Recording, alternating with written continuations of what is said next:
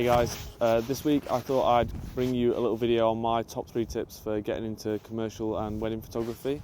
These will be the tips that I've kind of used over the last couple of years as I've ventured into full-time photography. Currently I'm out on North Uist for the next couple of days and then back over to Sutherland, shooting a commercial campaign for a local salmon fishing company who are basically just wanting to have a complete rebrand of their images. And so it's been a good couple of days. We've been out at sea a lot of the time, testing my sea legs, which in the past haven't been the best, but so far they've held up, so that's always quite good. And I'm just excited for the next couple of days and see what we can capture. So for all of you who don't know who I'm Joe Hall. I'm a UK-based commercial and wedding photographer. I've been full-time for roughly 2 years now, and I've been commercially working in photography for about 3.5 years, I'd say.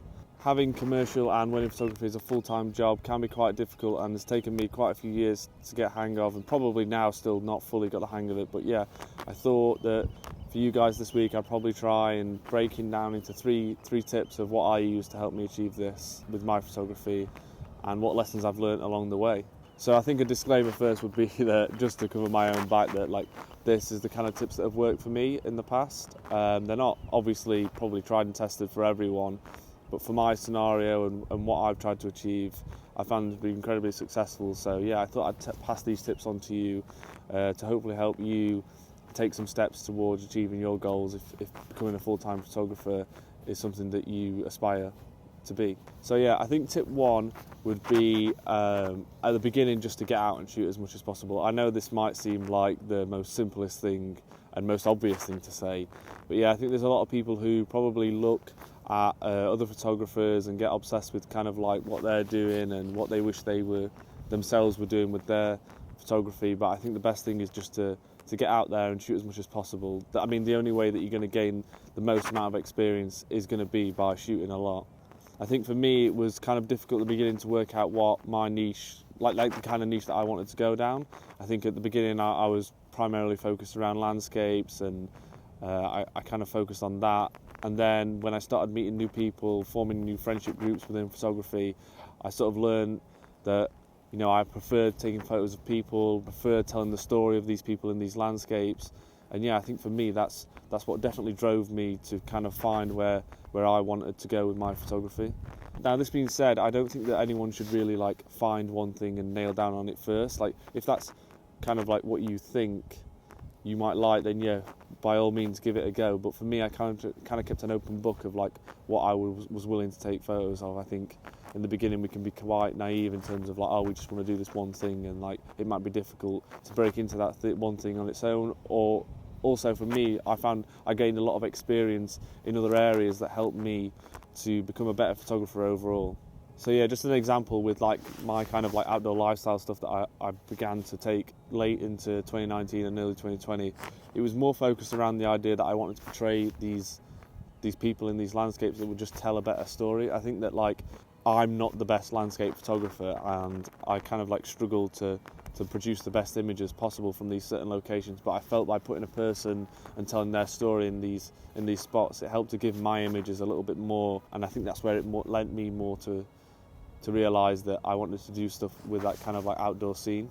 But then after kind of 2020, in the middle of there, I'd shot a few little campaigns for Osprey and for a whiskey company, and I think when I came out of that I realised that I'd actually had more fun photographing the whiskey and the kind of lifestyle element of that rather than the outdoor stuff. So I think I quickly learned that I didn't want to niche myself down into that kind of commercial photography, which led me on to different stuff. I think it also at this point it'd probably be worthwhile saying that the weddings that I was doing alongside my commercial work definitely helped me to see things differently and portray emotions differently. I think that kind of experience that you gain in those areas where it's kind of fast-paced and scenarios that are only going to happen once definitely helped me to become a better photographer in those areas where the conditions might be changing and someone might only be moving a certain way or in a scene a certain way. I think it helped me to become more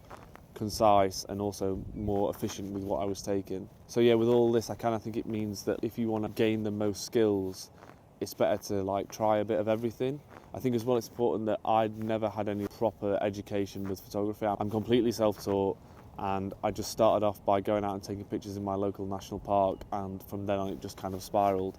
So yeah, moving on to tip 2, I think this one would definitely be to go out with your friends and shoot as much portfolio content as you can.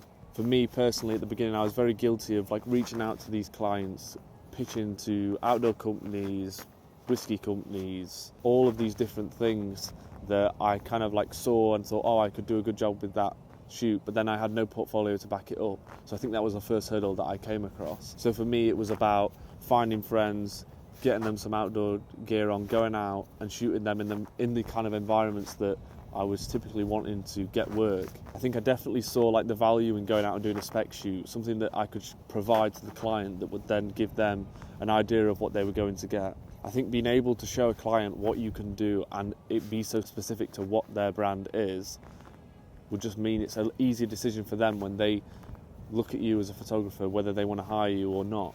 And not only that, it will just increase the skills of that area of commercial photography that you want to get into. I think this particularly leans more as well to the wedding side of things. Like if you don't have a particularly great portfolio or not a portfolio at all, ask 2 friends, a couple that you know, to go out and take some photos with them. Not only is it you gaining experience and getting, the shots that you can use on your website and your Instagram, everywhere like that, you can also give the couple these photos that they will love, and then they might tell friends, and then you never know, someone down the line might be getting married, and then that's like the first way that you can get clients coming in.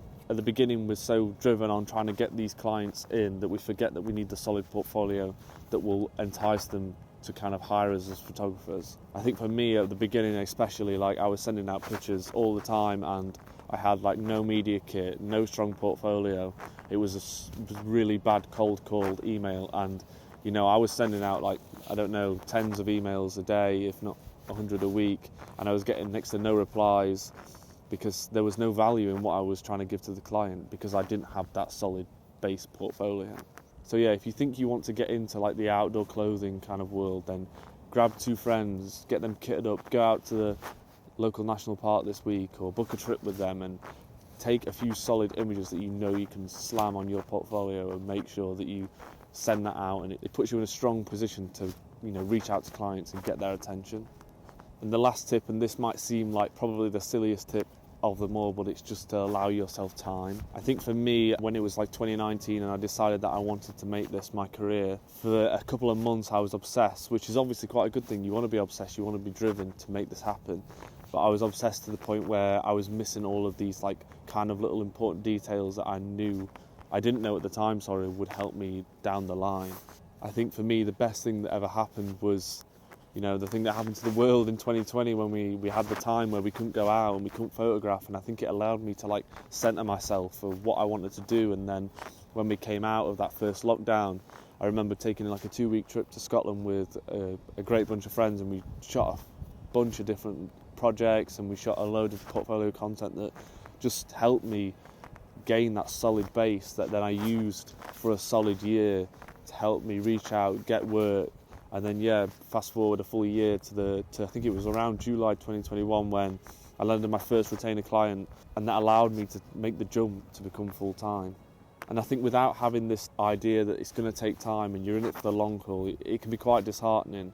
But if you know that it's something that you really want to do and you really want to push for, then allow yourself the time, allow your skills to improve, and just make sure that you're also enjoying it along the way. I think if you're working a full-time job and you only get to photograph, on the weekends, or you're struggling to edit stuff to put out, just give yourself time and enjoy it, because if you're really committed to it, you'll get there in the end and it'll definitely be worth it. I think for me, when that first lockdown hit, I had a few projects in the pipeline and it seemed like things were going in a really good direction, and all of that came to a halt. And I think at the time I was pretty down about it. I thought that, was there a way that I could make this happen now? I felt like the roadblock was too big to come back from, but I stuck with it and I allowed myself the time to grow. And I spent this time to speaking to friends, talking about projects.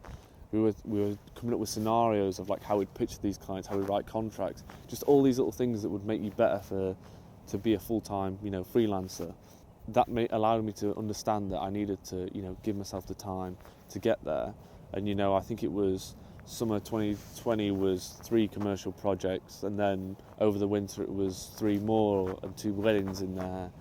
And then at the start of the year, it started off a bit slow, and I was unsure of where I was going to go. We just entered the 3rd lockdown, and then when we came out of that last one, it seemed that everything, all the hard work I'd put in when probably no one was watching, you know, it led up to me being able to get the wheels going. And then eventually I made the leap, and it's been great since. I think it's always going to be difficult right at the beginning when you're kind of unsure of your next job, or if you've got no structure and you like going out to work, and then it seems to be like all of a sudden you're just at home and you kind of have to set yourself to work. But I promise that in time, if this is something that you want to achieve, it can be a fantastic job, and it can lead you to places like this, spending 10 days in the very north of Scotland, shooting an amazing project with a fantastic local company, and really making me feel incredibly lucky to say that this is my full-time job. So I hope these 3 little tips help you to kind of think about your structure of how you maybe want to attempt to become a full-time commercial and wedding photographer. I think in the next couple of videos I'd like to go over kind of like my individual story of like the different clients and how I built on that, and how I kind of learned different things within the industry, and how it just all made me to become a better photographer. Learning about things like media kits and contracts, and how to speak to clients properly and get their attention and write the right email if you were reaching out to them. I think all these other tips can be invaluable for photographers when starting out. But in this video I just felt it was good to put 3 kind of core messages that I've always felt I had when getting into photography that you can hopefully use to help you get there as well. As always, if you have any questions at all, then please leave them in the comments below, or send me a DM on my Instagram. I'll be more than happy to chat to you and talk about any questions that you might have regarding this. And I think I'm going to go and enjoy the last bit of this sunset now.